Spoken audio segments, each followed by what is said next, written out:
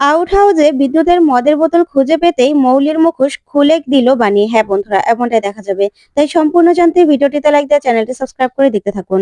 গল্পের শুরুতে দেখা যাবে সাথী অনিরুদ্ধকে বলে, কে তোকে ঠেট কল দিচ্ছে? তখন অনিরুদ্ধ বলে, জানি না, একটা মহিলা ফোন করে আমাকে বলছে আমি নাকি বিদ্যুৎ ঘোষকে খুন করেছি, খুন করে নাকি লুকিয়ে রেখেছি।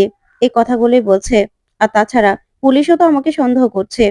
আর তানিয়াও তো আমাকে আমাকে দেখে ভয় পাচ্ছে। তাই আমি বুঝতে পারছি যে আমাকে বাজেভাবে ভাসানো হয়েছে। আমি না এসব কিচ্ছু মেনে নিতে পারছি না। তখন সাথী বলে, কি বলছিস তুই? তুই থানায় গিয়ে বলবি না কিছু?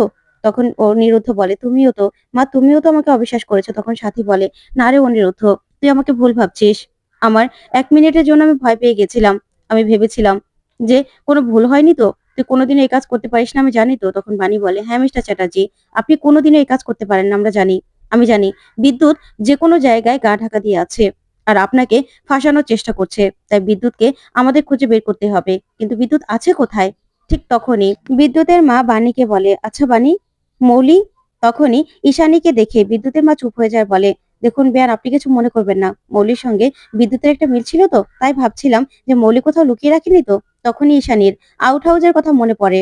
আর মৌলি তালা পাল্টেছে সেটা মনে করে ঈশানী বলে, আসলে আমিও সেটাই ভাবছি যে হঠাৎ করেই যে মৌলি কোনো কাজ করে না, তার আউট হাউজের তালা পাল্টাতে হলো কেন?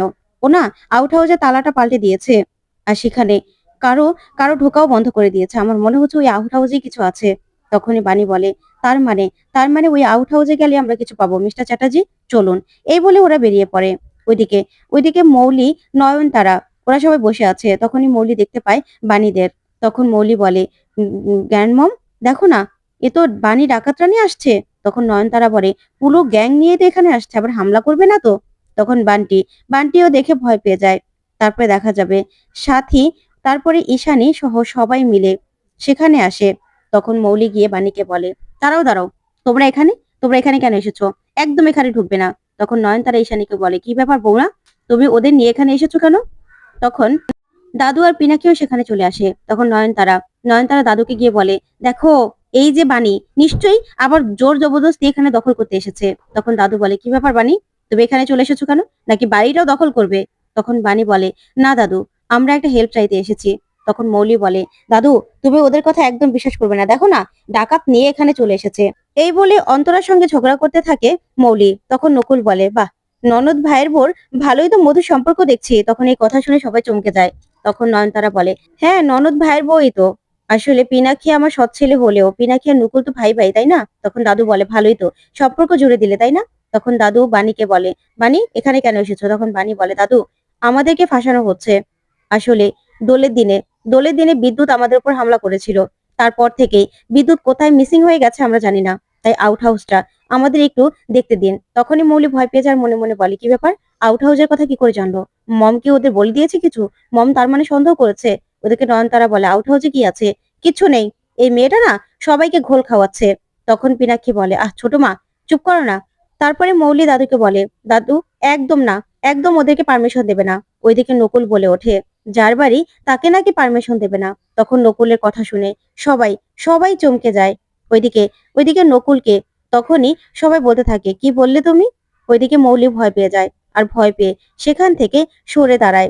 তারপরেই পিনাকি বলে, চুপ করো তোমরা। তখন মৌলি বলে, বাবা, তোমরা তোমরা আমাকে অবিশ্বাস করছো এই বাণীর জন্য। বলছি তো আউট হাউসে কেউ নেই, কিচ্ছু নেই। এই বাণী সবাইকে ঘোল খাওয়াচ্ছে। এই বাণী নিজেরা ফেঁসে গিয়ে এখন আমাদেরকে ফাঁসানোর চেষ্টা করছে। তখন নয়নতারা বলে, হ্যাঁ তাই তো, এই বাণীর পক্ষে সবকিছু সম্ভব। তখন বাণী বলে, না দাদু, প্লিজ আমাদেরকে একটু একটু হেল্প করুন। ওই আউট হাউসে বিদ্যুৎ আছে কিনা আমাদের দেখতে দিন। কারণ কারণ সেদিনের ঘটনার জন্য মাম্মাম খুব অসুস্থ হয়ে পড়েছে। তখন সাথী বলে, হ্যাঁ মেসোমশাই, আপনি প্লিজ দয়া করে এতটুকু এতটুকু সাহায্য করুন আমাদেরকে। কারণ তানিয়া তানিয়া অসুস্থ হয়ে গেছে, ও কথাও বলতে পারছে না সেদিনের ঘটনা দেখে। তখন অনিরুদ্ধ বলে, হ্যাঁ দাদু, প্লিজ এতটুকু করুন। তখন ঈশানী বলে, বাবা, তানিয়ার শরীর ভালো নয়। আর আমি আপনাকে বলছি, ওই আউট হাউসে কেউ না কেউ তো আছেই। তখনই মৌলি আরো বেশি ভয় পেয়ে যায়। তারপরে বাণী বলে, দাদু, আমাদেরকে প্লিজ আপনি এতটুকু এতটুকু হেল্প করুন। কারণ আউট হাউসে কে আছে যা আছে জানি না, বিদ্যুৎ আছে কিনা সেটা আমার মনে হচ্ছে। তখন সাথী বলে, হ্যাঁ বাবা, না হলে হঠাৎ করে ওই আউট হাউসের তালা কেন পাল্টাতে হলো? ছোট মা আমাকে বলেছিল যে উনিই নাকি বলেছিল, তারপরেও একটা সন্দেহ তো রয়েই যায়। তখন নয়নতারা বলে, দেখো বৌমা, তুমি কিন্তু ভুল ভাবছো, ওখানে কেউ নেই। আমি বলেছিলাম যে আউট হাউসের তালাটা পাল্টাতে, শুধু শুধু সেই আউট হাউসের পিছনে কেন পড়লে সেটা বুঝতে পারছি না। তখন ঈশানী বলে, কেন ছোট মা, আমরা দেখতে চাইলে কি অসুবিধা নাকি?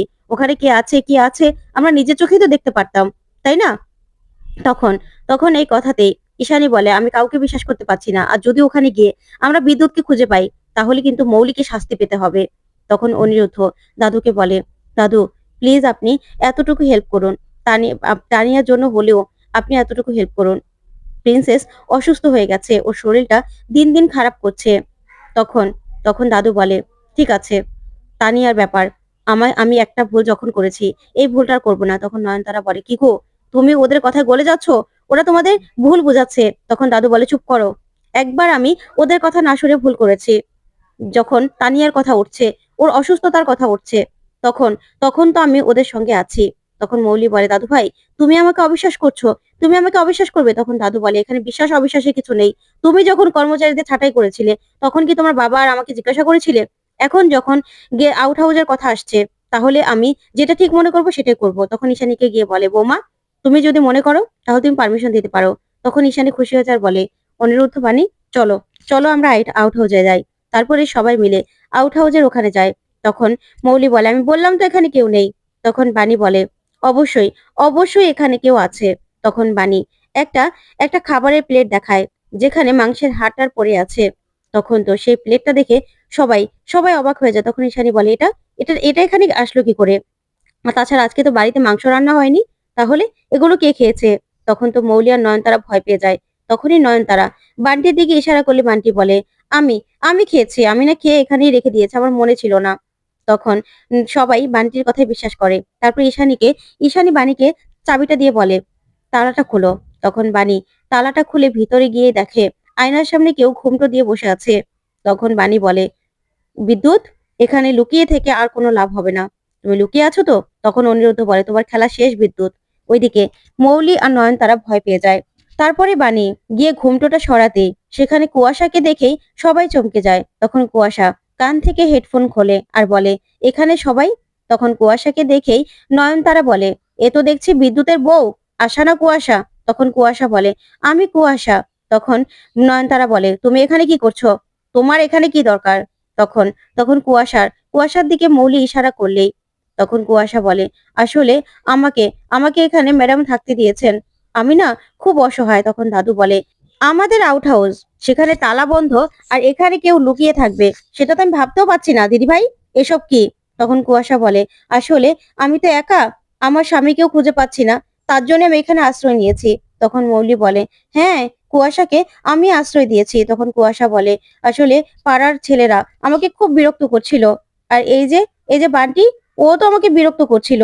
তখন তো এই কথা শুনে নয়নতারা রেগে যায় আর বলে, কিরে বান্টি, এইখানে খেয়ে আবার এইখানেই মান সম্মান শেষ করছিস? এই বলে বান্টিকে মারে আর বলে, ক্ষমা চা, ক্ষমা চা। তখন বান্টি বান্টি ক্ষমা চায় আর বলে, আমাকে ক্ষমা করে দিন দিদি, আমার এরকম ভুল আর কোনোদিনও হবে না। তখন মৌলি বলে, হ্যাঁ, একজন মেয়ে হিসেবে আরেকজন মেয়ের পাশে দাঁড়িয়েছি দাদু, এটা কি আমি ভুল করেছি? তখন তখন বাণী বলে, এই কুয়াশা যখন এখানে আছে, তার মানে বিদ্যুৎও এখানেই আছে, বিদ্যুৎ এখানে কোথাও লুকিয়ে আছে। তখন কুয়াশা বলে, মিথ্যা কথা বলবেন না, আমার স্বামীকে আপনারা কোথায় লুকিয়ে রেখেছেন? আমার স্বামী কোথায়, বিদ্যুৎ কোথায় আমি জানি না। তখন অনিরুদ্ধ বলে, একদম মিথ্যা কথা বলবে না, আমি জানি এখানেই বিদ্যুৎ আছে, বিদ্যুৎকে লুকিয়ে রেখে আমাকে ফাঁসানোর চেষ্টা করা হচ্ছে, তাই না? আজকে সব সব জারি জুরি ফাঁস হয়ে যাবে, আজকে তো বিদ্যুৎকে আমি খুঁজে বের করবই। ওইদিকে মৌলি প্রচন্ড ভাবে ভয় পেয়ে যায়। তখন ঈশানী বলে, এখানে কি করে কুয়াশা এলো মৌলি? তোমার এত বড় সাহস, তুমি আমাদের কাউকে কিছু না জানিয়ে এখানে ওকে লুকিয়ে রেখেছো?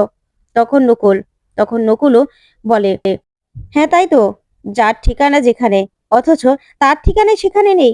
তখন দাদু বলে, এই, তোমার কথা আমি কিচ্ছু বুঝতে পারছি না। আচ্ছা দিদি ভাই, এসব কি হচ্ছে?